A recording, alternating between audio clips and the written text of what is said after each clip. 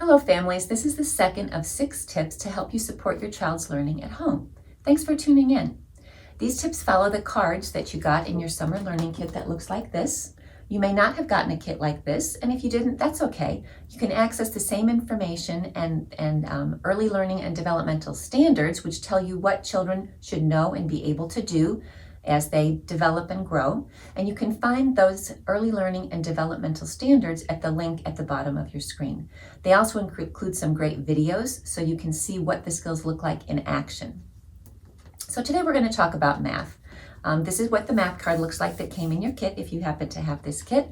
These are the skills that just really help your child kind of make sense of the world around them, get things organized, understand how things work together. And one of the things that's important to remember about math skills is that they develop in a particular order. So it's really important to try to give opportunities at the right time for your child so that they can build on those skills as they go. So you have a couple things in your kit to help you with this.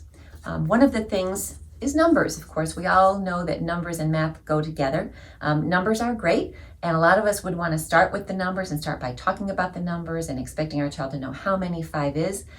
But that's not quite the way the skill develops. So it's great to talk about the names of the numbers, but we want to make sure that before we dive deeply into the numbers, we can do something called organizing sets, putting things into groups so that we know what's the group of things that we're talking about when we're trying to count them.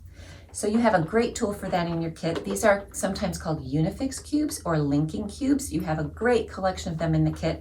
I just took out a few of them here. And you'll notice that I took out 3 different colors. So one of the ways that we can help children practice classifying or sorting and making sets is to ask them to do that with these. So you can say, these are all linking cubes. They're all the same size and the same shape, but what do you notice that's different about them?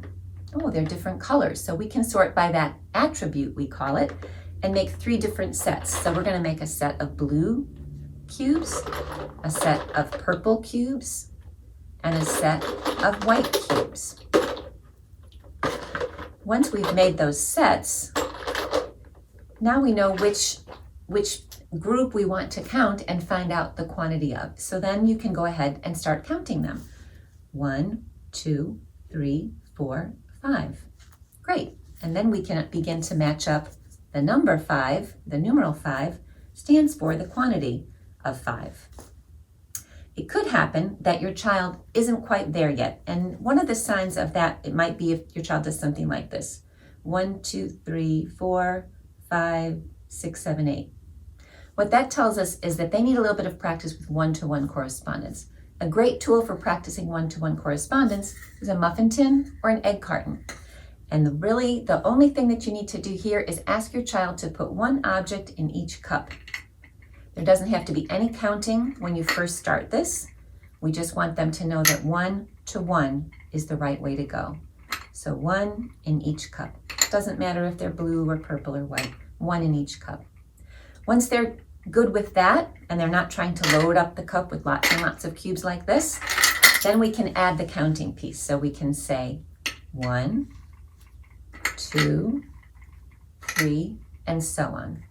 So those are some ideas of how to get your child started with learning some basic math skills to get them ready for success in kindergarten and in the rest of their schooling. I hope you have lots of fun with your summer learning kit and with some of those activities, and just remember to keep having fun. Thanks for tuning in.